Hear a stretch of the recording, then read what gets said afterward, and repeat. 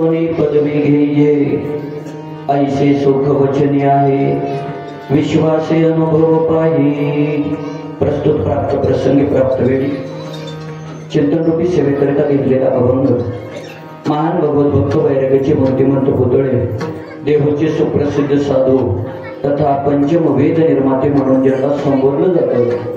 सबंध जगाचा संसार सुखाचा व्हावा म्हणून आपल्या संसाराची राखराखोळी करणारे वितराग संपन्न साधू जगद्गुरु तुकोबाराय यांचा फार चरणाचा नाही पण 4 चरणाचा आणि जगद्गुरु तुकोबारायांनी आपला आलेला अनुभव या अभंगामध्ये प्रकट केला।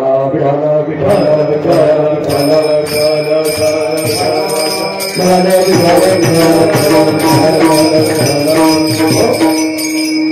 अभंगाच्या माध्यमातून संतश्रेष्ठ जगद्गुरु तुकोबाराय आपल्याला आलेला अनुभव प्रतिपादित करतात। अनुभव काय आला?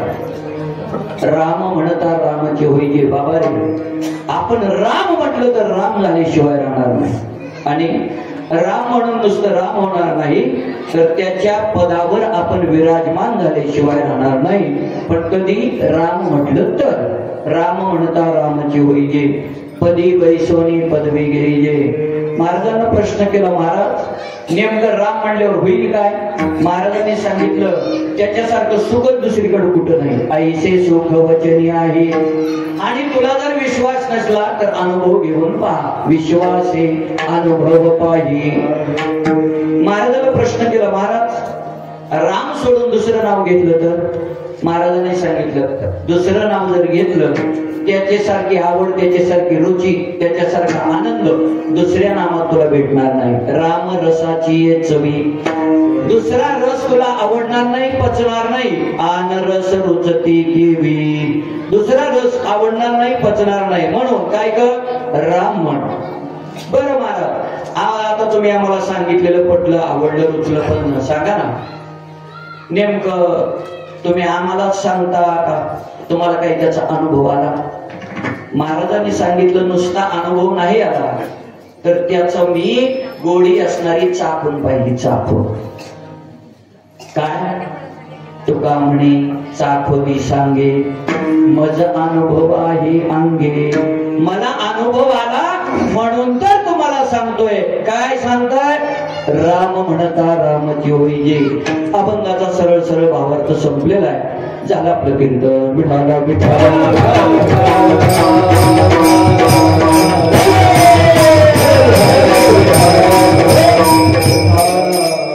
अभंगाच्या विस्तृत चिंतनाकडे वळण्यापूर्वी असा परिहार द्यायचा तो म्हणजे असा, अकारण कारण करुणावरून रुक्मिणी प्राण संजीवन जगदाधार पंढरीश परमात्म्याच्या असीम कृपेद्वारा मुक्त कैवल्य तेजोनिधी माऊली ज्ञानोबराय संत श्रेष्ठ जगद्गुरु तुकोबाराय आदी करून सर्व संत महात्म्यांच्या कृपाशीर्वादाने पावन झालेल्या या पुण्य पावन पवित्र या बहुला या गावामध्ये गेल्या 40 वर्षापासून अखंड हरिनाम सप्ताह नामयज्ञ 16 तथा ग्रंथराज ज्ञानेश्वरी पारायण आणि रामकथा रामायणही आहे।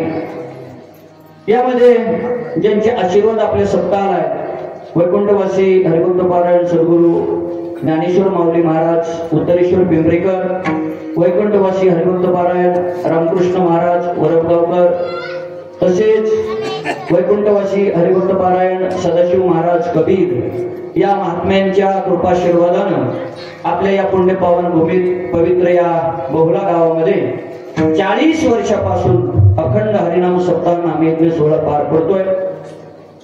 आणि या सप्ताहामधील आजची माझ्याकडे आलेली 7व्या दिवसाची सेवा आहे। दुसरे आहे का? तुम्हाला वाटलं का मला माहित नाही? तुम्हाला वाटलं का माझ्या ध्यानात नाही? तुमचं किती लक्ष बघितलं विठाला विठाला। दुसऱ्या दिवसाचं कीर्तन पुष्प सर्व ग्रामस्थ मंडळ, भजनी मंडळ, आबालवृद्ध, माता मावल्या, बाळगोपाळ सप्ताह कमिटी यांच्या माध्यमातून माझ्याकडे आलेली दुसऱ्या दिवसाची सेवा आहे। यामध्ये ज्यांच्या माध्यमातून मला इथे ठिकाणी बोलवण्यात आलं, फोन केला, आदरणीय आमच्यावर नितांत प्रेम करणारे अंगद बापू असतील, विष्णू महाराज असतील, अजून आमचे पप्पा असतील, आमचे अनिल महाराज असतील, अजून आपल्या गावचे सरपंच आशुर्बा बिक्कड साहेब असतील, अशा सर्वांनी मिळून मला कमिटीने या ठिकाणी मीटिंग बसल्यावर फोन केला आणि त्यांच्या माध्यमातून तुम्हा सर्व सज्जन मायबापाचं दर्शन घेण्याचा योग प्राप्त झालाय. तसं मी तुमच्या गावामध्ये आलतो पाठीमागं 1-1.5 वर्ष झाला सध्या. 7 दिवस तुमच्या गावामध्ये मी भागवत कथा केली. आदरणीय आपले विजय नाना कोठावळे यांच्या वडिलांच्या वर्ष श्राद्धाच्या निमित्तानं आपण कथा केली होती. त्यावेळेला येण्यात आलं होतं, पण गावात येण्याचा योग नव्हता आला. आपलं वस्तीवरूनच परत गेलतो. पण यावर्षी सगळ्यांच्या नियोजनानं मार्गदर्शनानं इथे येण्याचा योग प्राप्त झालाय. तसेच या ठिकाणी मृदंगाची साथ करण्यासाठी, हरिपाठ असेल, कीर्तनाची साथ करण्यासाठी स्वर्गीय चंद्रकला काकू वारकरी शिक्षण संस्था श्री क्षेत्र काळेगाव घाट अतिशय उत्कृष्ट अशी या ठिकाणी गुणीजन मंडळी आहे. आमचे ज्ञानोबा तुकोबा यांच्याकडे जर बघितलं तर महाराज ते आज जरी आपल्याला छोटे दिसत असले तरी हे उद्याचे या ठिकाणी महाराष्ट्राचे मोठे आधारस्तंभ आहेत वारकरी संप्रदायाचे.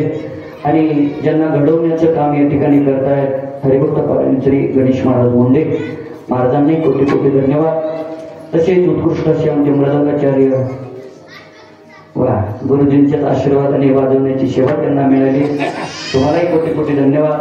आपल्या गावचं वैभव, आपल्या गावचं भूषण, महाराष्ट्रामध्ये ज्यांचं नाव आहे हरिभक्त पारायण प्रदीप महाराज यादव भोवलेकर, आदरणीय महाराजांचंही या ठिकाणी मोठं नाव आहे. महाराजांनाही कोटी कोटी धन्यवाद. आपल्या कीर्तनाच्या माध्यमातून असेल, गायनाच्या माध्यमातून असेल, त्यांचं नाव या ठिकाणी महाराष्ट्रामध्ये आहे, म्हणून महाराजांनाही कोटी कोटी धन्यवाद. तुम्हा सर्वांना या ठिकाणी धन्यवाद देतो, कारण सगळं काही अतिशय उत्कृष्ट आहे, व्यवस्थित आहे. दुसरा दिवस आहे पण नियोजन आयोजन अतिशय उत्कृष्ट आहे. सर्वांना कोटी कोटी धन्यवाद. अशी सेवा तुमच्याकडून वारकरी संप्रदायाची, धर्माची, देशाची घडावी एवढीच पांडुरंगाच्या चरणी प्रार्थना करतो आणि उरलेल्या 1 तासामध्ये अभंगाचं चिंतन करण्याचा प्रयत्न करतो.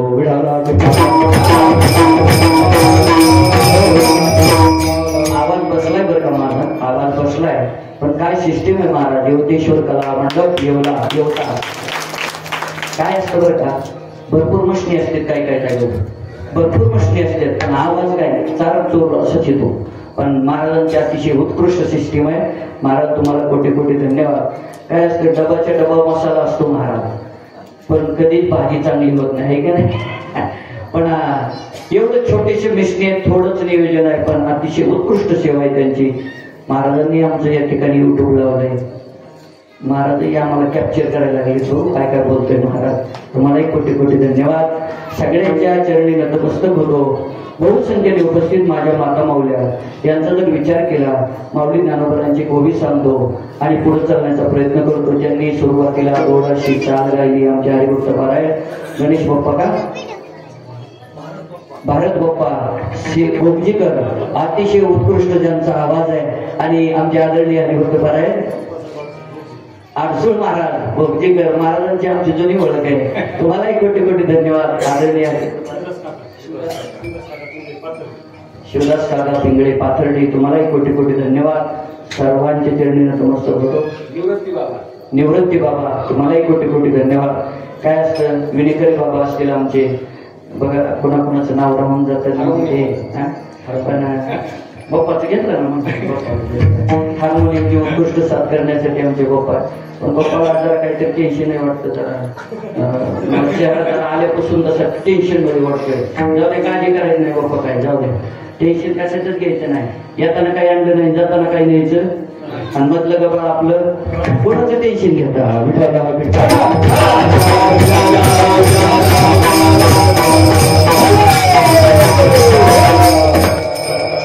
अतिशय गोड स्तुत्य नियोजन आहे. आता उरलाय आपल्याकडे 1 तास.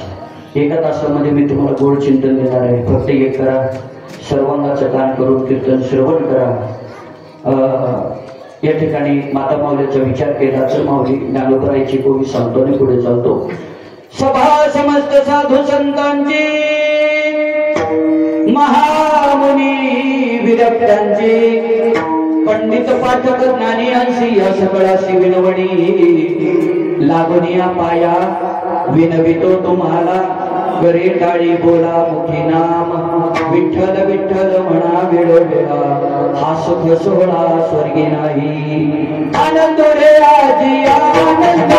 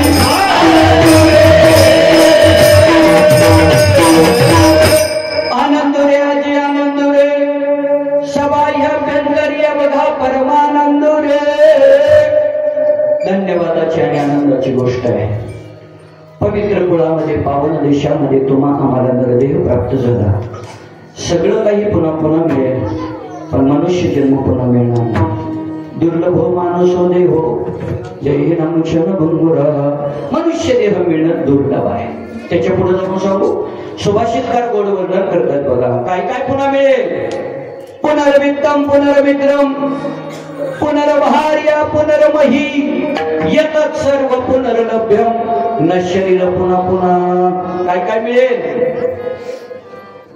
पुनर्वित्तम गेलेला जीवनातला पैसा पुन्हा कमवता येईल पुनर्मित्र गेलेले जीवनातले मित्र दुरावलेले मित्र पुन्हा जवळ येतील पुनर्भार्या ही गोष्ट थोडी कलियुगात कठीण आहे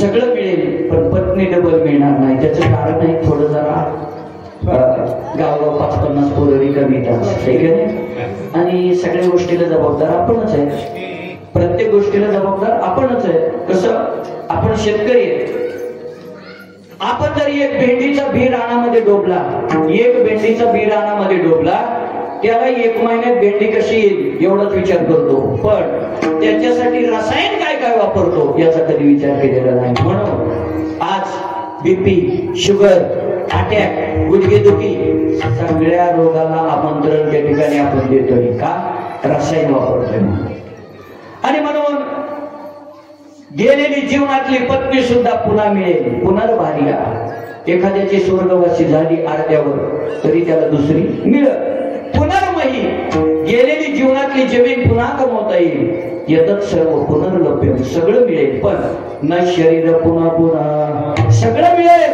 पण मनुष्य जन्म पुन्हा मिळणार नाही 83,99,999 योनी भोगून भोगून भोगून शेवटची पारी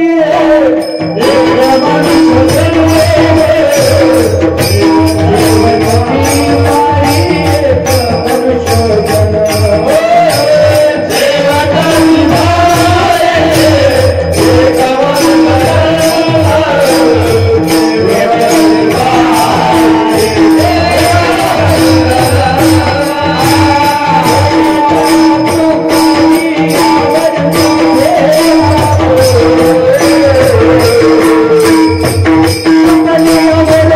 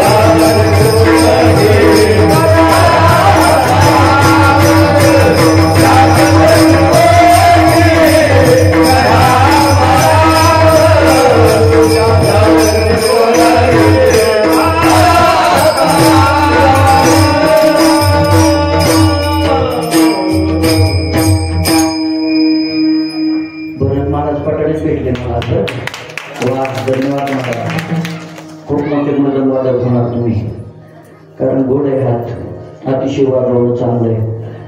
शेवटची पाळी एक मनुष्य जन्म चुकली या वर्म फेरा पडे. वर्म चुकलं का फेरा पडल्याशिवाय राहत नाही, म्हणून वर्म चुकू द्यायचं नाही. वर्म चुकू द्यायचं नसेल तर महाराज संगतीत राहायचं पाहिजे.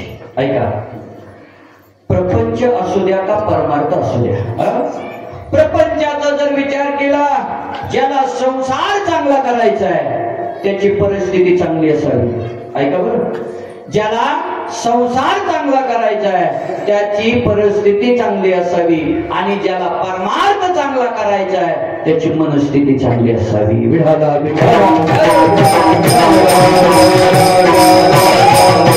संसार चांगला करायचा आहे, परिस्थिती चांगली. परमार्थ चांगला करायचा आहे, मनस्थिती चांगली.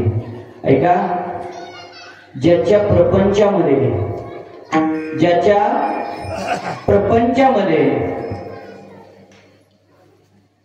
विसंगती असेल त्याचा प्रपंच कडला जात नाही, आणि ज्याच्या परमार्थामध्ये कुसंगती असेल त्याचा परमार्थ कडला जात नाही. ऐका, प्रपंचाचा जर विचार केला, संसाराचा विचार केला तर विसंगती नसली पाहिजे. पती पत्नीचा एकमेकावर विश्वास असला पाहिजे, त्याचा संसार व्यवस्थित होणार. आणि प्रपंचामध्ये जर विसंगती असेल त्याचा संसार व्यवस्थित होणार नाही. आणि परमार्थामध्ये कुसंगती असेल त्याचा परमार्थ ती व्यवस्थित होणार नाही. म्हणून संगतीला खूप महत्व आहे. संगतीला किती महत्व आहे? असणारा जर प्रपंच व्यवस्थित नसेल, प्रपंचामध्ये जर मनस्थिती ठीक त्या ठिकाणी परिस्थिती ठीक नसेल, प्रपंचामध्ये जर त्या ठिकाणी आपलं एकाकीकरण नसेल, एकत्रीकरण नसेल, दोघाचा एक विचार नसेल, तर महाराज तो प्रपंच व्यवस्थित होणार नाही. आपल्या वारकरी संप्रदायाचा विचार केला तर अनेक प्रमाणाची परिभाषा आहे. कन्नडीने केला, मराठी व्रतात, एकाशी उत्तर, एका नाही, याचा प्रपंच व्यवस्थित होत नाही. आणि परमार्थामध्ये संगती खूप महत्वाची आहे. बघा, हिरा माहिती सगळ्याला, हिरा अनमोल किमतीचा हिरा आहे, पण तो जर हिरा ओरिजिनल असेल आणि तो जर आयरनीवर ठेवला आणि वरून जर घणानं मारलं, एक तर तो आयरनीत घुसतो, नाहीतर एक तर घणात घुसतो, पण फुटत नाही. आणि तोच जर हिरा देखनाच्या संगतीत गेला तर कुसंगे नाडला साधू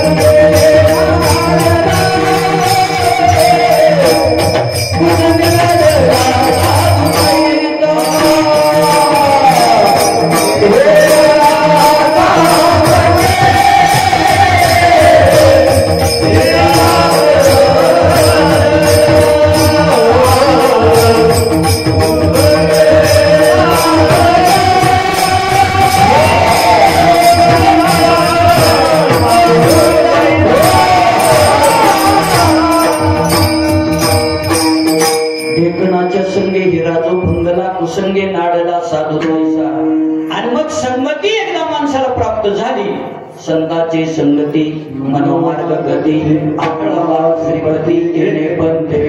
आणि मग देवाला आकळता येतं कधी? संगती चांगल्याची झाली तर. बर का, आपल्याला नुसतं म्हणायचं नाही. सर्वागटी राम देहादेही सूर्यप्रकाश सहस्ररश्मी. कधी पाहिलं आपण दुसऱ्याच्या हृदयात देव हे आपण कधी आठवलं, कधी त्याचं ध्यान केलं? त्याच्यासाठी काय करावं लागतं माहितीये? आपण पाण्यावर आलेलं शेवाळ बघतो, पाण्यावर आलेलं शेवाळ जर बाजूला सारलं आतमध्ये निर्मळ पाणी. तसं माणसाच्या या मनामध्ये, या अंतकरणामध्ये, अंतकरण चतुष्टयामध्ये याचा जर विचार केला ना महाराज, याच्यावर मल विक्षेप आवरणाचा दोष आहे. या चित्तावर मल विक्षेप आवरणाचा दोष आहे. तो दोष बाजूला काढा. काम क्रोध लोभ मद मत्सर दंभ अहंकार बाजूला काढा आणि एकदा का महाराज चित्त निर्मळ केलं मग काही काळजीच नाही. यवनी गोपाळ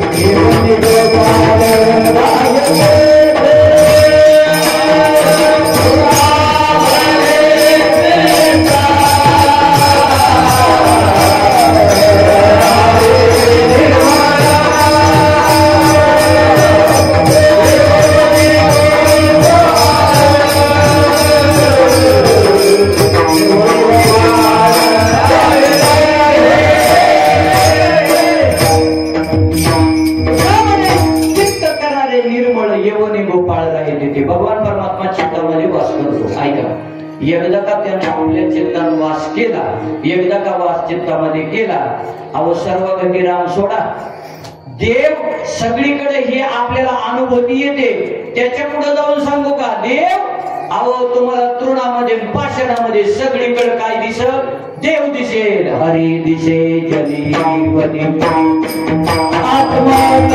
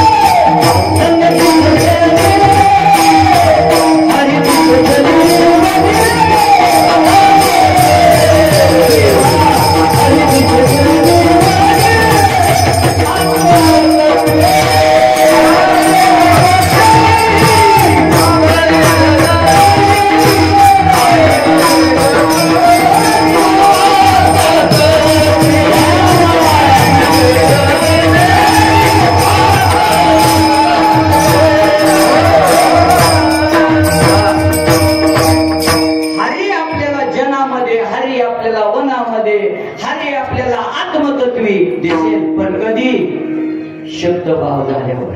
कधी दिसेल?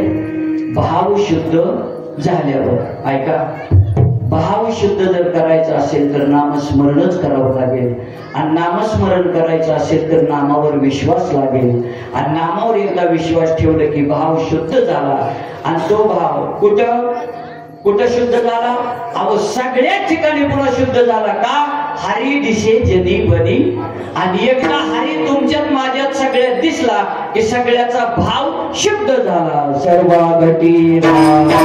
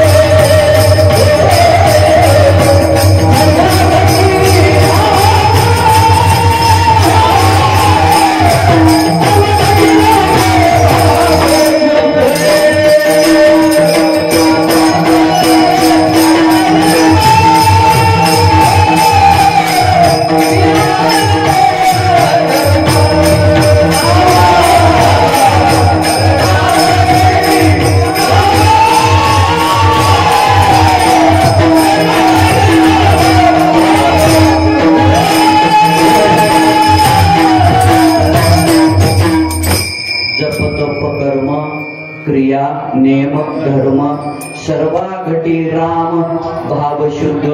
आणि मग तो सगळ्या ठिकाणी असणारा भगवान परमात्मा त्याचा आपल्याला शुद्ध भाव कळेल. आणि एकदा शुद्ध भाव कळाला आपल्या ठिकाणी असणारे काम, क्रोध, लोभ, मद, मत्सर, दंभ, अहंकार सगळं निघून जाईल आणि मग अवघी आनंदाची सृष्टी झाली. ऐके बघा, आपण दुसऱ्याला मोठं म्हणलं, लोक आपल्याला 100% मोठं म्हणतात. ध्यानात आलं का तुमच्या? त्याच्यामुळे सूत्र ध्यानात ठेवायचं, आपल्या तोंडानं कधी कुणाला वाईट म्हणायचं नाही. बरोबर? आपल्या तोंडानं कधीच कुणाची टीका करायची नाही. आपली कुणी करू द्या, चालेल, काही हरकत नाही, म्हणू द्या, पोट घालून आलाय म्हणले तर म्हणले. अहो एवढ्याच शरीराला नटायचा चान्स आहे. पुन्हा काय आहे, कोली कुत्री झाल्यावर पुन्हा घालता का पोट? हा, पोट कधी घालायचा? माणूस आहे म्हणूनच घालायचा, पुन्हा कधी घालणार? मग वाटतं बऱ्याच लोक आलाय कोट घालून काहीतरी करून करून कीर्तन सांगू. भगवान परमात्म्याची कृपा झाली, संत महात्म्याची कृपा झाली आणि सद्गुरूचा डोक्यावर हात असला ना, जगात महाराज करतो.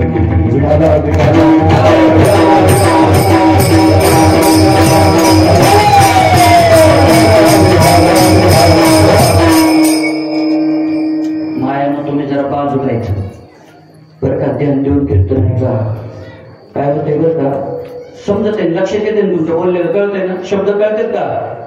नाहीतर काय असतं, भागा भागात फरक असतो. आमच्या इकडे माणसं मेल्यावर जाते, तुमच्याकडे कसं आहे? कोण म्हणलं जिथेच? आमच्याकडं नवरदेवाला घोड्यावर आणते, घोड्यावर. तुमच्याकडे कसं आहे? गाढवावर. वा, म्हणजे तुमचं नामचं जवळ एकच आहे की नाही? त्याच्यामुळे काय काळजी नाही, चिंता नाही, टेन्शन नाही. ऐका, फक्त कीर्तन ऐकताना ध्यान देऊन ऐकले की काय होतं, नाहीतर 40 वर्ष झालं महाराज आमच्या गावच्या सप्त्याला. किती वर्ष? 40 वर्ष झालं महाराज. म्हणजे 4 8 32, म्हणजे 320 महाराज आतापर्यंत वाट नाही लावली. तसं म्हण आम्ही म्हणलो का, 320 महाराजांची कीर्तन आतापर्यंत तुम्ही ऐकली असं मला म्हणायचं. लक्षात आलं का? म्हणजे तुमच्यासारखा तगडा अनुभव मला सुद्धा. कशामुळं? तुमच्या सप्त्याला 40 वर्ष आणि माझं वयाचं 40 वर्ष. त्याच्यामुळं माझा जन्म आणि तुमचा सप्ताह बघा. या सप्ताहासाठी ज्यांनी मुहूर्त वेळ लावली असेल, ज्यांनी अनेक पद्धतीचे योगदान दिलं असेल, ज्यांनी तन मन धनानं हा सप्ताह उभा करण्यासाठी कष्ट घेतला असेल, त्यातले काही लोक असतील, काही लोक नसतील. पण सांगू का, अरे धर्माचं कार्य करायला हे चालूच राहणार आहे. फक्त काय करायचंय, चालत राहिलं पाहिजे, त्याला सहकार्य केलं पाहिजे. धर्माचं कार्य करत असताना अडचणी भरपूर येतात. सप्ताह करायला अडचणी भरपूर येतात. एक मिटिंग काय, 2 मिटिंगा, 3 मिटिंगा, 4 मिटिंगा होतात. 5व्या मिटिंगला फिक्स होतं की करायचं का निघून. ध्यानात आलं का? म्हणजे गावाची परिस्थिती आहे. काय होतंय, बैठक बसली की काढा जुना बोल. मग ती जुना बोल काय मिटत नाही, सप्ताह काय होत नाही. सांगू का तुम्हाला, कशालाही अडवूया, कशालाही अडवूया, पण सप्ताहाला कधीच अडवू येऊ नका. नाही आपल्या हातानं चांगलं होत ना, करू नका. तुमच्या हातानं चांगलं होत नाही, करू नका. पण दुसऱ्याच्या वाटेत काटे टाकण्याचा अधिकार तुम्हाला नक्कीच नाही. लक्षात आलं? भला किसी का कर न सके तो बुरा किसी का मत करना. पुष्प नहीं बन सकते तो कांटे बनकर मत रहना, कांटे बनकर मत रहना. का? आपल्याला दुसऱ्याचं चांगलं करणं होत नाही, करूच नका. पण दुसऱ्याचं वाईट करण्याचा तरी अधिकार आपल्याला नक्कीच नाही. म्हणून ऐका, परमार्थ असू द्या किंवा प्रपंच असू द्या, अनुभवाशिवाय नाही. लक्षात आलं? परमार्थामध्ये सुद्धा अनुभवच महत्वाचा आहे आणि प्रपंचामध्ये सुद्धा अनुभवच महत्वाचा आहे. असणारा परमार्थातला अनुभव मोक्ष मिळवून देणार आहे आणि प्रपंचातला अनुभव आपल्या पुरताच आहे. प्रपंचातला अनुभव आपल्या पुरताच आहे, पण परमार्थातला अनुभव एकमेका सहाय्य करू अवघे धरू सुपंत. लक्षात आलं? सहकार्य एकमेकाला करणं, परमार्थामध्ये पुढे चालणं, हाच खरा अनुभव आहे. जगद्गुरु तुकोबारायांचा जर विचार केला, जगद्गुरु तुकोबारायला अनुभव होता किती दिवसाचा आणि किती वर्षाचा? जन्माचा. किती जन्माचा? 4 जन्माचा. कोणकोणते? कृत त्रेता युगाचा जर विचार केला असणारी जगद्गुरु तुकोबाराय अंगदजी झालेले आहेत. द्वापार युगाचा विचार केला जगद्गुरु तुकोबाराय उद्धवजी झालेले आहेत. आणि कलियुगाचा विचार केला जगद्गुरु तुका अवतार नामयाचा. म्हणजे जे जे झाले अवतार तुका त्यांचे बरोबर 4 जन्माचा अनुभव आहे जगद्गुरु तुकोबारायला. म्हणून जगद्गुरु तुकोबारायला सांगण्याचा अधिकार आहे महाराज. म्हणून जगद्गुरु तुकोबाराय अनुभवानं सांगतात. त्याचं काय कारण आहे बघा. मुळत हे जन न देखेवे डोळा येतो कळवळा म्हणून या. आडमार्गाने चाललेल्या समाजाला रस्त्यावर आणण्याचं काम आमचे संत महात्मे करत असतात. त्यांच्या जीवनामध्ये कितीही त्रास होऊ द्या चालेल पण ते त्रास सहन करतात. पण समाजाला मात्र चांगलंच ज्ञान देतात. इथून मागे एवढे संत होऊन गेले कुठल्या संताला त्रास झाला नाही संत पदाला प्राप्त झाला असा एकही महात्मा तुम्हाला बघायला मिळणार नाही. लक्षात घ्या. जगद्गुरु तुकोबारायला काठीनं बदलणारे मंबाजी बुवा आहे. जगद्गुरु तुकोबारायच्या अंगावरती उकळतं पाणी टाकणारी शिवबा कासाराची पत्नी आहे. जगद्गुरु तुकोबारायचा 4092 अभंगाचा गाता खालीवर दगड घालून इंद्रायणीमध्ये बुडवणारा आपलाच आहे. ह्याच्या पुढे जाऊन सांगू सद्गुरु भगवान बाबाच्या उशाला चोळी ठेवणारे सुद्धा आपलेच आहे. याच्या पुढे सांगू अजून आमच्या धर्मवीर संभाजी महाराजांना पकडून देणारे सुद्धा आपलेच आहेत. अरे एकेकाळी ज्ञानोबा माऊलीची सावली जर पडली ना लोक जायची इंद्रायणीत आंघोळ करून यायची का? आम्हाला त्याची सावली सुद्धा नको अंगावर. असणाऱ्या माऊलीच्या झोळीमध्ये पिठामध्ये माती काढणारी लोक सुद्धा आपलीच आहेत. आणि आज माऊली ज्ञानोबरायांच्या नुसत्या असणाऱ्या समाधीवरच्या तेला तुपावर बिल्डिंग बांधणारी लोक सुद्धा आपलीच आहे. लक्षात आलं का तुमच्या? अरे असा समाज आहे. कुणाला कोणत्या संताला त्रास दिला नाही समाजाने. पण संतांनी कधी जातीभेद केला नाही. संतांनी कधी जातीभेद केला नाही. संतांनी कधी म्हणला नाही हा माझा आहे तो माझा आहे तो माझा आहे तो माझा आहे. संताला जात कधी विचारू नका. संताला जर विचारायचं ना त्यांचं ज्ञान विचारा. संतांना ज्ञान विचारा जेणेकरून आपलं कल्याण होईल. त्यांच्या ज्ञानानं आपलं कल्याण होईल असं ज्ञान विचारा. बघा कबीरदासजी महाराज सांगतायत जाती न पूछे संत की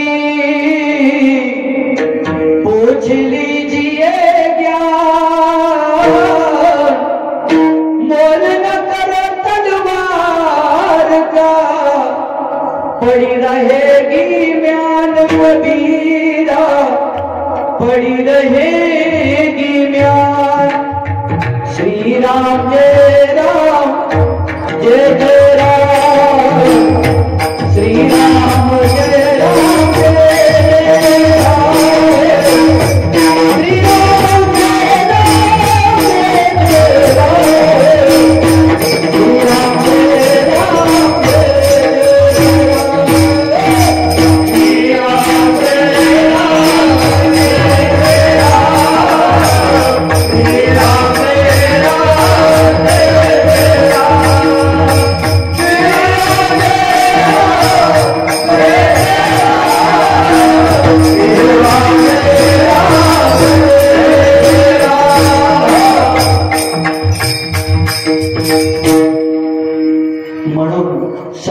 कितीही त्रास झाला तरी त्यांनी परमार्थ थांबवलं नाही.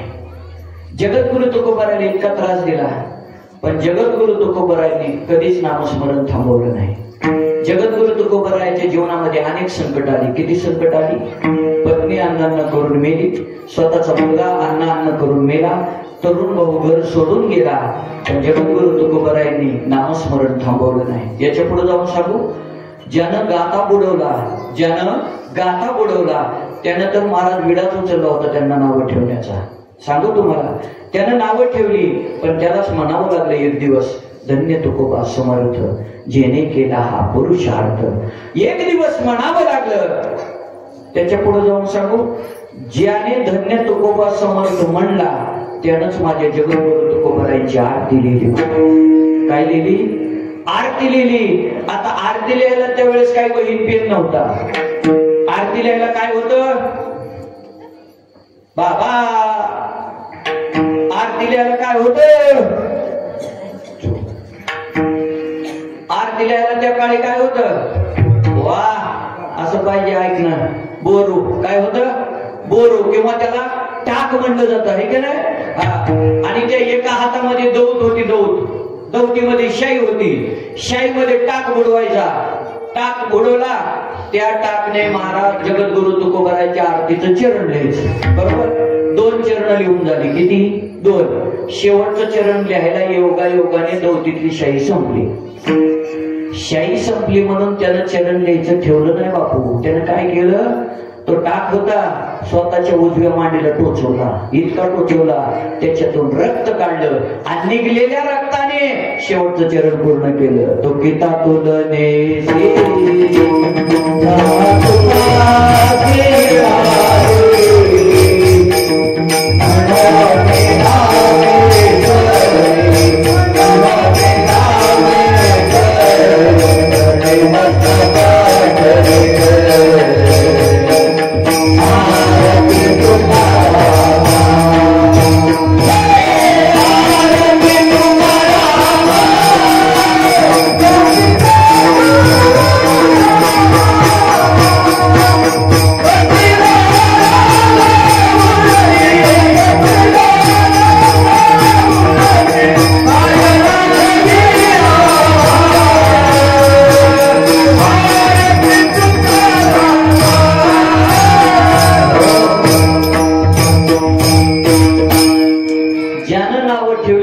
चरण लिहिलं. काय नाव त्यांचं? रामेश्वर भट्ट आहे का ना. म्हणे रामेश्वर भट्ट द्विजा तुका विष्णू नाही तुझा म्हणावं लागलं. म्हणून किती त्रास झाला तरी संतांनी आमच्या मार्ग सोडला नाही. आणि आता वाटतं का तुम्हाला संतांना त्रास दिला ना आपल्याला होत नाही? तुम्हाला वाटतं का आता होत नाही? हा लय त्रास आहे आता सुद्धा. किती त्रास आहे. आता मी तिथून कथा संपून तुमच्या गावाकडे येत होतो. तटवाड्यावर 2-3 पोरं दिसली रस्त्यावर. मला म्हणले काय महाराज? म्हणलं काही नाही. कुठे आज खेळ? काय म्हणले मला? कुठे आज खेळ? एका जीवनाचा खेळ केला तरी देण्यात येत नाही माणसाला. आमच्या गावाकडे ज्वारी काढायला सीझन चालू होता पाठीमागाचा. ज्वारी काढायला माणसं भेटत नव्हती माणसं. 2 अनपड पोरं होती आपली आमटे बहादर. आणि त्यांनी एक जणाची ज्वारी काढायला घेतली. उगती बुद्धी. आणि मग दिवसभर ज्वारी काढायची म्हणून त्यांनी घेतली आपली. एक जण जरा अडकलेला होता. 1 एकर ज्वारी होती. तर म्हणलं घेता का? घेतो ना म्हणला. 6,000 रुपये एकर. कसा? 6,000 रुपये एकर. आणि मग घेतली ज्वारी काढायला. मग आता काही उपटून काढीत नाही पहिल्यासारखी ज्वारी. येड्याने कापून येड्याने दिवसभर. 5ला तरी कमी झाली. गाडी बांधायला लावलेली होती. गाडी मोटरसायकल बांधायला लावली होती. अरे मला 3,000 रुपये हाजरी पडली. आता आपल्याला पैसे खर्चायचे कुठं? चला म्हणले डाब्यावर जेवायला. गेले ना मला गाडीला किक मारली अशी डाब्यावर. मग आता गेल्यावर वेटर विचारतो व्हेज का नॉन व्हेज? सांगला काही इंग्रजी कळत नव्हती. त्याच्यातला एक जण म्हणलाय मराठीत बोल म्हणला, इंग्रजी आम्हाला कळत नाही. मग तो वेटर म्हणला शाकाहारी का मांसाहारी? मग एक जणाच्या लक्षात आलं. तो म्हणला अरे हे नाव विचारतय. म्हणलं नाव. तो म्हणला शाकाहारी नाही मांसाहारी नाही म्हणला. पट्ट्याला नरहरी म्हणतात. वेटर म्हणला कुणी का असना काय करायचे आपल्याला? बोला काय देऊ? तो म्हणला गरम काय? गरम म्हणला चहा आहे, दूध आहे, कॉफी आहे. त्याच्यापेक्षा गरम मला. त्याच्यापेक्षा गरम भजी वडापाव आहे, जिलेबी आता काढलेली म्हणला, बासुंदी आहे, सगळं गरम होतं. त्याच्यापेक्षा गरम. मग वेटर चिडलं. वेटर म्हणला त्याच्यापेक्षा गरम म्हणला आपल्याकडे इस्तोय. इस्तो म्हणल्यावर तरी ग बसव. ती म्हणली आण 2 प्लेट. पाठीमाग पट्टी पेटलेली होती ती रोटीची. त्याच्यातलं मस्त हार काढला. हे कोळशे काढले ते पकडलेले होते. 2 प्लेट भरले पकडलेले त्यांच्या पुढे नेऊन डायरेक्ट ठेवल्याबरोबर ह्यांनी मस्त सिगारेटी काढले खिशातल्या एक सिगारेट ओढलं, त्याच्यावर पेटवले, 2 हाणत निघून गेले. घेणं नाही देणं नाही. समाजात त्याही काळात त्रास देणारी लोक होती, आजही त्रास देणारी लोक आहेत. पण त्यांच्याकडे ध्यान देऊन जर आपण परमार्थाचं दुर्लक्ष केलं तर आपलीच हानी आहे. म्हणून माझ्या जगद्गुरु तुकोबारायला जो अनुभव आला, त्या जगद्गुरु तुकोबारायने सांगितलं, बाबा रे अनुभव घ्या. महाराजांना सांगितलं काय अनुभव घ्यावा. तुम्ही सांगता विठ्ठल जळीस्थळी भरला, रिकाठावा नाही उरला. अनेक पद्धतीने देव सांगता. अहो नाही ना, मग देव कुठं नाही? देव सगळीकडे आहे. कुठं नाही देव? सगळ्या ठिकाणी देव आहे. अनंत ब्रह्मांडे उदरी हरी हा बालक नंदा घरी. किंवा त्याच्या पुढे जाऊन सांगायचं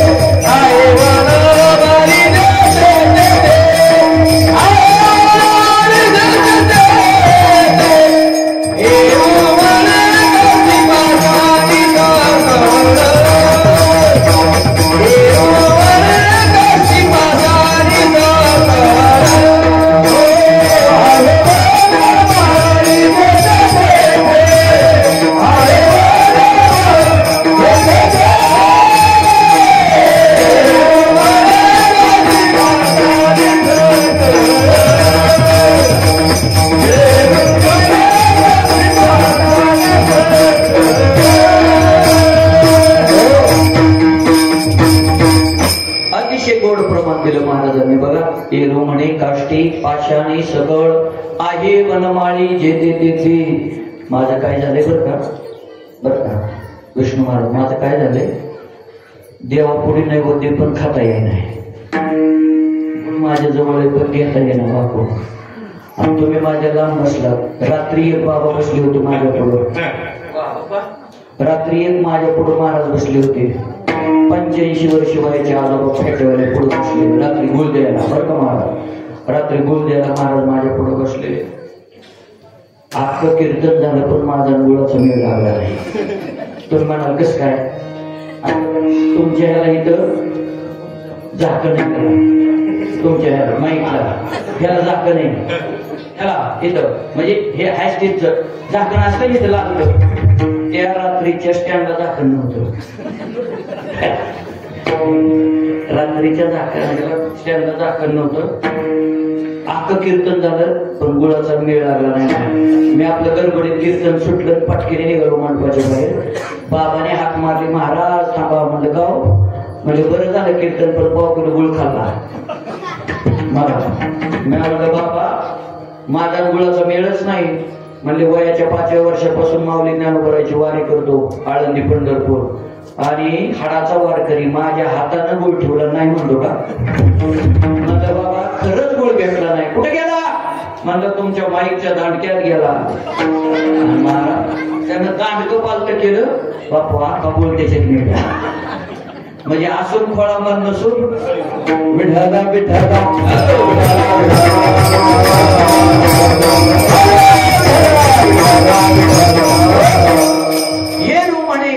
पाशाणी सकळ आहे वनमाळी जेथे तेथे. तो नाही अशी जागा नाही. महाराज तुम्ही सांगितलेलं आम्हाला आवडलं. पण सांगा ना, अनंत अवतार घेशी भक्ता कारणे. भगवंताचे अनंत अवतार सांगितले. त्याच्यात पुढं श्रीमद भागवताचा जर विचार केला, श्रीमद भागवताने देवाचे 24 अवतार सांगितले. किती ऐकत आहे ना? श्रीमद भागवताने भगवंताचे 24 अवतार सांगितले. 24 अवताराचा जर विचार केला, तुम्हाला जर वाटत असेल आपल्याला 24 अवताराचं पुण्य प्राप्त व्हावं, तर एकच करायचं. सकाळी झोपेतून उठल्या 8च अक्षर म्हणायची. किती? 8. काय काय म्हणायची? भगवान परमात्मा. एवढंच म्हणायचे. काय म्हणायचं? भगवान परमात्मा. एवढे 8 अक्षर तुम्ही म्हणला, तुम्हाला श्रीमद भागवताच्या 24 अवताराचं पुण्य प्राप्त होत आहे. कसं काय सांगतो तुम्हाला कसं काय. आता भगवान या शब्दाचा अर्थ सांगतो. भगवान, भ का मतलब होता है भूमि, भ का मतलब होता है भूमि, ग का मतलब होता है गगन, व का मतलब होता है वायु, न का मतलब होता है नीर. भगवान, भगवान, गगन, वायु और नीर, ये 4 तत्वों का पालन करते हो तो भगवान अग्नि नाम का तत्व दूर रखता है. ध्यानात आलं. पंचमहाभूताचा नरदेह है, पृथ्वी, आग, तेज, वायू आणि आकाश. लक्षात आलं. 4 तत्व जर तुम्ही अंगी काढली, 5वं तत्व देव बाजूला ठेवतो अग्नी नावाचं, आणि अग्नी नावाचं जर तत्व बाजूला ठेवलं आपल्या जीवनात संकट येत नाही. म्हणून म्हणायचं भगवान. विठाला विठाला.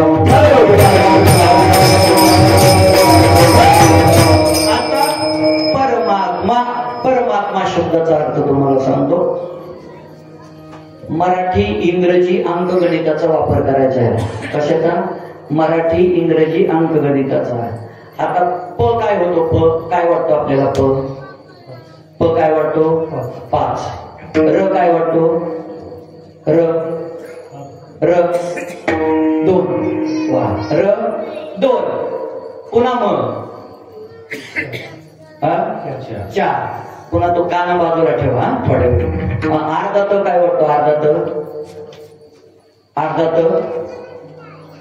अर्धा त, अर्धा त 8. अर्धा त 8. पुन्हा मग 4. तो काना बाजूला ठेवा. आता पहिल्यापासून तुम्ही बेरीज करा. 5, 5 आणि 2 7, 7 आणि 4 11 आणि 8 19 आणि 4 23. ह्या मोचा काना पुढच्या मोचा काना दोन्ही अर्धा अर्धा 1. 23 आणि 1 24. आणि 24 तत्वाचं तुम्हाला जर पुण्य प्राप्त करून घ्यायचं असेल तर काय म्हणा? परमात्मा. विठाला विठाला.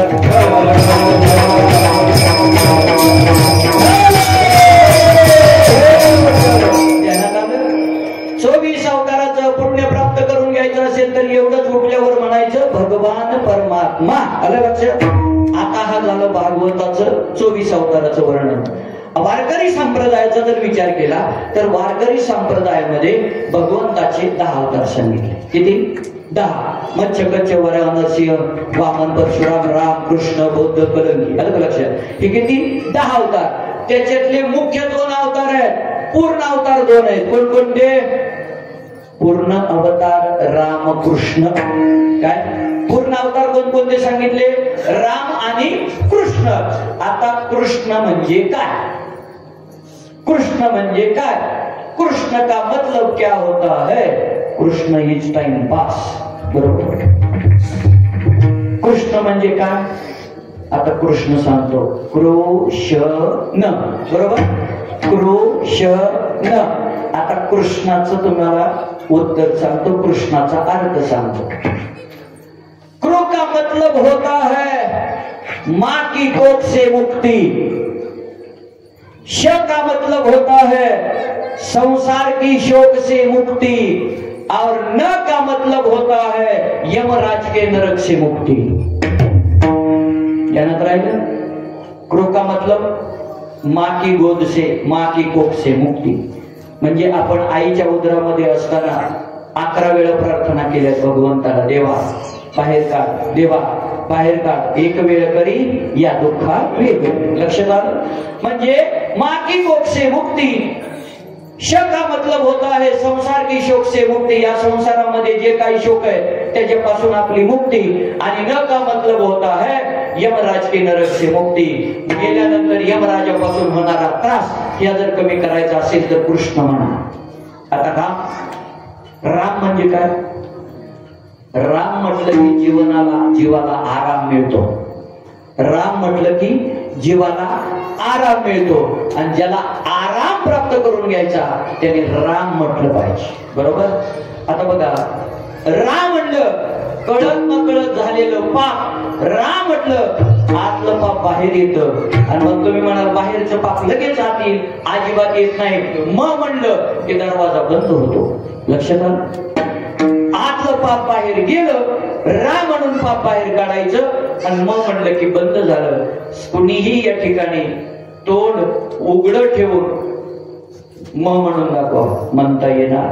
दोन्ही ओठ ज्या वेळेस एकमेकाला चिकटतील त्याच वेळेस म म्हणता येईल. आणि रा कधी म्हणता येईल? दोन्ही एकमेकाला ओठ चिटकून तुम्हाला रा म्हणता येणार नाही. राम म्हणायचं, आणि राम म्हटलं की जीवनाला आराम मिळेल. महाराज राम म्हणल्यावर आराम मिळेल, बरोबर आहे, पण सांगा ना महाराज, राम म्हणल्यावर नेमकं फळ काय? महाराजांनी सांगितलं राम म्हणल्यावर, एकच मिनिटं सांगतो तुम्हाला, राम म्हणल्यावर महाराजांनी सांगितलं अरे यमराजापासून सुद्धा आपल्याला सुटका आहे, असणारा काळ सुद्धा माघारी जाऊ शकतो. राम म्हटलं ना, काळ सुद्धा माघारी जाऊ शकतो. कसं काय जाऊ शकतो? सुखे सेवो ब्रह्मानंदा गावो रामानंदा,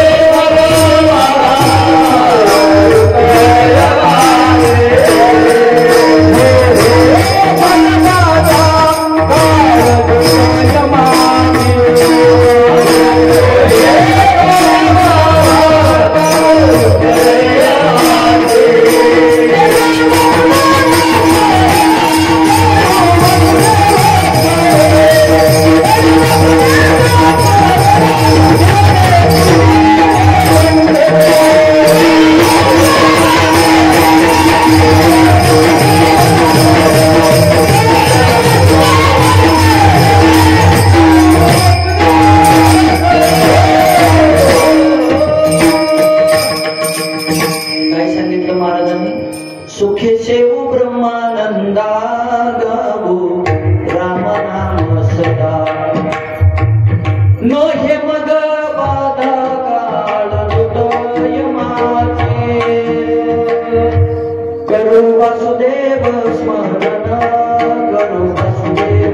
सुखे सेवो ब्रह्मानंदा गावो रामानंदा.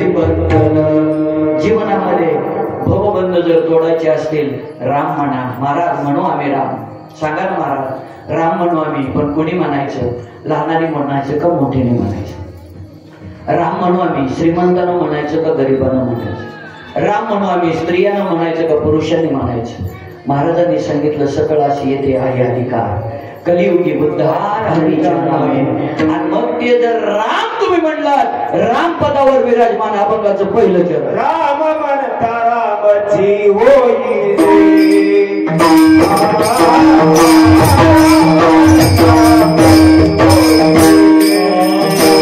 राम म्हणता रामाची होई जे. आता आपण आलो पहिल्या चरणावर. ध्यानात आता शिकालो पहिल्या चरणावर. कोणाला झोपा लागल्या, कोणाला जांभळ्या लागल्या, कोणाला भूक लागली, आहे का नाही? पहिलं चरण आपलं आता शिक. फाउंडेशनला आपण आता शिक आलो. आता फक्त एक करा, राम म्हणता रामाची होईजे. महाराज तुम्ही आम्हाला वारकरी संप्रदायाचा विचार केला तर आम्ही पांडुरंगाशिवाय, आम्ही अखिल कोट भगवान परमात्मा शिवाय,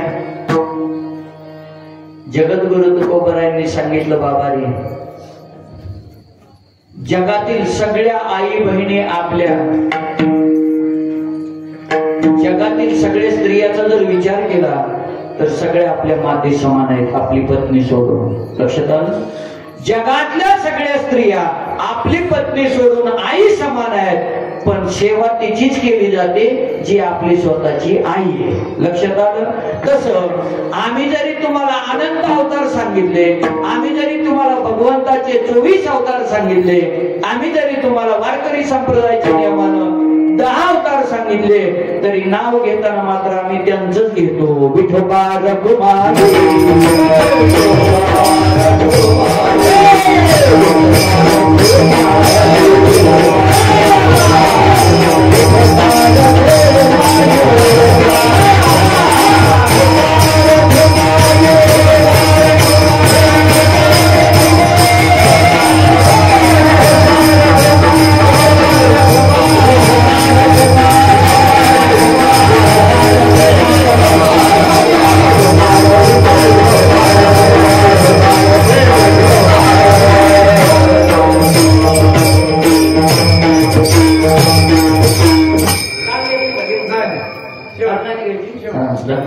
झालं 2च मिनिटात 2 बरं का. मी सुद्धा 1 मिनिट पुढे जात नाही, अजिबात नाही. मलाच आवडत नाही काय माझ्या पुढे कीर्तन मीच करीत नाही. मला 9ला 5 कमी असताना कीर्तन सोडलं तर लोक म्हणतात भांडवल संपलं बरं का. 9 वाजून 5 मिनिटं बाप्पा कीर्तन पुढे गेलं तर लोक म्हणतात त्याला जास्त तारखा नसतात. म्हणून आपलं टाइम इज मनी, वेळेला महत्व आहे. आणि म्हणून नंतर जेवण असलं. हो नंतर जेवण आहे. किती वाजले आता? 9 वाजले बरोबर. आणि लगेच 2च मिनिटात मी कीर्तन सोडणार. किती मिनिटं? 2च मिनिटात. राम म्हणता रामाची वैजे पदी बैसोनी पदवी घ्यायची. पदी बसून कशी पदवी घ्यायची 2 मिनिटात सांगतो, लगेच सेवा संपवतो. आजराजा त्याची पत्नी इंदुमती, दोघांचा मुलगा, त्याचं नाव राजा दशरथ. राजा दशरथ एके दिवशी स्वर्गात गेला. स्वर्गात गेल्यानंतर त्याला अधिकार होता त्याचा. स्वर्गात गेल्यानंतर स्वतःची इंद्र खुर्ची सोडून द्यायचा बसायला, इतका अधिकार होता. देवलोकाची सभा भरली आणि सभा भरल्यानंतर त्याच्यात एक अशी देवता होती, डोळ्यावर पट्टी बांधलेली होती. आणि मग सगळ्या देवात राजा दशरथ म्हणला, डोळ्यावर पट्टी बांधलेली देवता, तिचं नाव काय? कोण आहे तो? राजा दशरथ 25 वर्ष जवान आहे, लग्न झालेलं नाही. राजा दशरथाला सांगितलं ती देवता माहित नाही तुम्हाला कोण आहे? अहिल्यानगर जिल्हा सोनई जवळ त्यांचं गाव आहे. काय नाव? म्हणले त्यांना शनिदेव म्हणतात. का पट्टी बांधली? काय नाही म्हणले, ते पट्टी याच्यासाठी बांधली, डोळ्यांची जर नजर त्यांची दुसरी एखाद्यावर बसली त्याच वाट लागल्याशिवाय राहत नाही. म्हणून म्हणले त्यांनी डोळ्यावर पट्टी लावली. पण राजा दशरथ हे काय, तारुण्यामध्ये माणूस कधी कोणाला मानत नसतो. आणि म्हणून राजा दशरथाला गर्व होता त्याचा ताकदीचा. राजा दशरथ ताडकन उठला आणि डायरेक्ट उठला आणि शनीच्या डोळ्यावरची पट्टी काढली. पट्टी काढल्याबरोबर शनीची वक्रदृष्टी राजा दशरथावर पडली. राजा दशरथावर वक्रदृष्टी पडली. राजा दशरथाला मूर्छना आली आणि राजा दशरथ स्वर्गातून खाली येत असताना आकाश मार्गाने एक गिधाड पक्षी चाललेलं होतं, त्याचं नाव आहे जटायू आकाश मार्गाने चाललेला आहे. तो असणारा राजकुमार राजा दशरथ खाली येत होता. जटायूनं पाहिलं कोणीतरी राजकुमार आहे, मूर्छित अवस्थेत आहे, खाली जर पडला, जर पाण्यात पडला तरी मरतोय आणि खडकावर आपटला तरी मरतोय. म्हणून त्यानं आपले पंख पसरले आणि राजा दशरथाला पंखामध्ये घेतलं, खाली आणला, आज राजाच्या जवळ दिला. कुणीतरी राजकुमार आहे बाबा, ज्याची त्याला देऊन टाक. त्यानं म्हणलं माझाच मुलगा आहे, दशरथ आहे. बरं. दशरथ सावध झाला. सावध झाल्यानंतर विचारलं, मी मूर्छित अवस्थेत होतो, मला इथं कुणी आणलं म्हणल्यानंतर राजा दशरथाला नाव पुढं आलं की जटायूला असणाऱ्या राजा दशरथानं विचारलं, काय पाहिजे तुला, बोल, तुला काय पाहिजे ते मी देतो. त्यानं सांगितलं, राज्यपद पाहिजे देतो, स्वर्गातलं पद पाहिजे देतो, इंद्रपद दे मागितलं तरी देतो, काही मागायचे ते माग. जटायूनं सांगितलं, मला काही नको, 2 अपेक्षा आहेत. काय? असा तुझ्यासारखा एखादा पुत्र असावा, त्याच्या मांडीवर माझा जीव जावा आणि त्यानं माझी अंत्येष्टी क्रिया करावी, 10वा 13वा त्यानं माझा करावा, एवढी इच्छा. राजा दशरथानं सांगितलं, अजून माझं लग्न झालं नाही, पण ज्यावेळेस माझं लग्न होईल, मला जर पहिला मुलगा होईल, तो पहिला मुलगा मी तुझ्या स्वाधीन करीन. असणारा राजा दशरथाने शब्द दिला. जटायू निघून गेला. काही दिवसानं राजा दशरथाचं लग्न झालं असणाऱ्या कौशल्य मातेबरोबर आणि प्रभू रामचंद्रासारखा पहिला मुलगा जन्माला आला. राम जन्माला आल्याबरोबर 3 तासाच्या आत जटायू हजर झाला. राजा बोल, देतो म्हणला होता पोरगा. देतो म्हणला होता मुलगा. राजा दशरथाने मुलगा घेतला आणि जटायूच्या स्वाधीन केला. जटायू आकाश मार्गाने निघाला. समोरून एक आपला असणारे नारद मुनी येत होते. नारद मुनीला पाहिल्याबरोबर जटायूला आनंद झाला. वा उजळले भाग्य आता ओगी चिंता वारली. जटायू म्हणला सांगा ना गुरु महाराज या मुलाचं नाव काय ठेवू. असणाऱ्या नारद मुनीला सांगितलंय जटायू तुला कसा रे म्हणले मुलगा. तू तर एक पक्षी आणि तुला मुलगा कसा का. जटायूने सांगितलं मला मुलगा नाही हा मला राजा दशरथाने दत्तक दिलेला आहे. खरं त्याचं जो भूक लागली भूक लागली. आता हे ओव्हर व्हायला लागले. माझं बोलणं बंद करू का मी. करू का बंद. नाही ना 2 मिनिटाचा दृष्टांत एवढा दिला की संपवतो. काय होतं लेकर बाळ भुकेच देत राहतात आणि जाऊ दे आता थोडं 2 मिनिटं एवढं बरं कसं करा. राजा त्या ठिकाणी आकाश मार्गाने आलेला तो आपले नारद मुनीने सांगितलं तू पक्षी आहे आणि तुला कसं काय रे मुलगा. त्यानं सांगितलं त्याचं काय म्हणला मला राजा दशरथाने दत्तक दिला आहे. बरं म्हणले दिलाय काय करणार तू याला कशासाठी चालवले.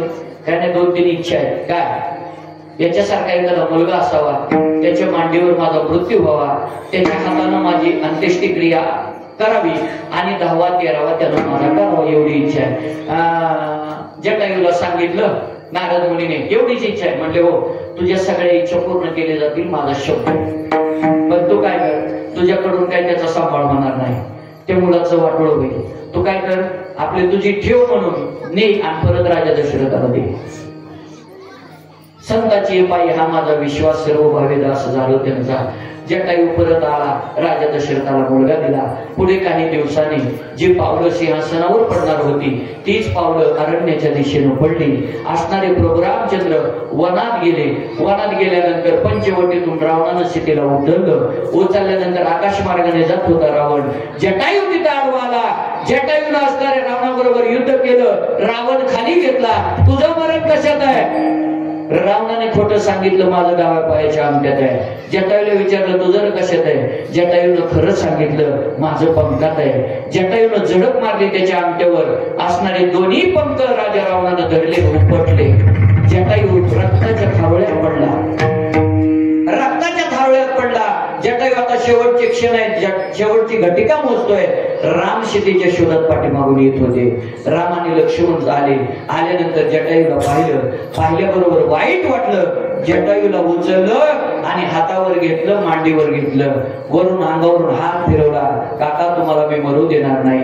जटायूनं सांगितलं अरे तुझ्या आज्यापासून मी या गोष्टीची वाट पाहतोय की तुझ्यासारखा एखादा पुत्र असावा त्याच्या मांडीवर माझा जीव जावा आणि माझी अंत्येष्टिक्रिया त्यांनी करावी. ती वेळ रामा आता जवळ आलेली आहे. आता प्रभू तुमच्या नामस्मरणात माझा देह इथंच मी ठेवणार आहे. फक्त एक करा माझी अंत्येष्टिक्रिया 10वा 13वा तुम्ही करा. राम राम राम राम म्हणत असणाऱ्या जटायूनं आपला देह असणाऱ्या प्रभू रामचंद्राच्या मांडीवर ठेवला. जटायू मेला आणि प्रभू रामचंद्राने अंत्येष्टी जटायूची केली आणि नंतर 10वा 13वा केला. 13व्याला सगळे पाहुणे गोळा झाले. जटायूचे गोळा झाल्यावर पाहुणे मंडळी म्हणायला लागले आमच्या भोजनाचं काय. जटायूनं असणाऱ्या पाहुणे मंडळीला सांगितलं आता मी वनवासात आहे. माझ्याकडे काही नाही. फक्त एक करा ज्यावेळेस पुढं लंकेमध्ये रावणाचं माझं युद्ध होईल त्यावेळेस जे जे राक्षस मारले जातील त्यांना खाण्यासाठी तुम्ही तिथे या. तिथं मेजवानी दिली जाईल. शब्द दिला प्रभू रामचंद्राने आणि त्या ठिकाणी प्रभू रामचंद्र निघून गेले. राम राम म्हणत असणारे जटायूनं मांडीवर देह ठेवला. म्हणून राम म्हणता रामाची वैजे पदी बैसोनी पदवी घ्यायचे ज्ञानेश्वर